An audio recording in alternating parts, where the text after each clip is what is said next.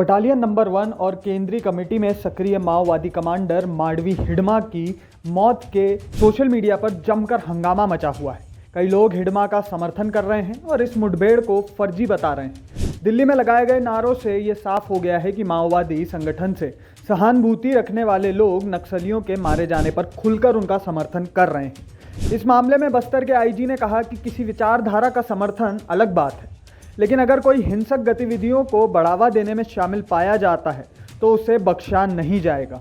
उन्होंने बताया कि मांडवी हिडमा के पास आत्मसमर्पण का विकल्प था।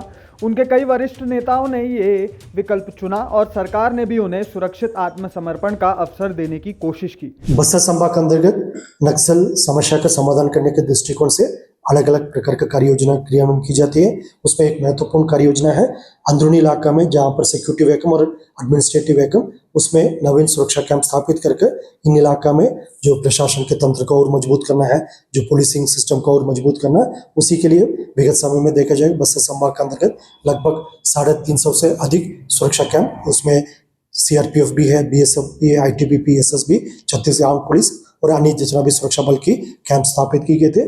और वर्ष 2025 में अब तक 45 से अधिक नवीन सुरक्षा कैंप स्थापित किए गए थे। खास बात यह रहा, मानसून के पश्चात विगत 1.5 महीने में 25 नवीन सुरक्षा कैंप जो दक्षिण बस्तर इलाका में भी, माड़ इलाके में भी और उत्तर बस्तर क्षेत्र में भी प्रारंभ की गए। हमारा प्रत्येक सुरक्षा कैंप अपने आप में एक समग्रित विकास केंद्र के रूप में काम करते हुए क्षेत्र की जनता को सड़क, पुल पुलिया, बिजली आपूर्ति, आंगनबाड़ी, प्राथमिक स्वास्थ्य केंद्र है, बैंकिंग नेटवर्क है और प्राथमिक स्वास्थ्य केंद्र के अलावा जो पाठशाला, इस प्रकार का बेसिक फैसिलिटी क्षेत्र की जनता को उपलब्ध कराने के लिए एक प्रमुख भूमिका निभाते हैं। शासन के नियत मिलनार कार्य योजना के तहत भी जो हमारा प्रत्येक सुरक्षा कैंप अपने आप में एक इंटीग्रेटेड डेवलपमेंट सेंटर के रूप में काम करते हुए क्षेत्र में जो लोग कनेक्टिविटी में भी, खासतौर पर मोबाइल कनेक्टिविटी में भी एक इम्पोर्टेंट भूमिका निभाई गया और क्षेत्र की जनता का भी लगातार मांग आ रहा है आने वाले समय जो विकास कार्य को गति देने के लिए और नवीन सुरक्षा कैंप प्रारंभ करने के लिए और साथ साथ पुराना कैंप्स को भी यथावत कंटिन्यू करने के लिए भी जनता लगातार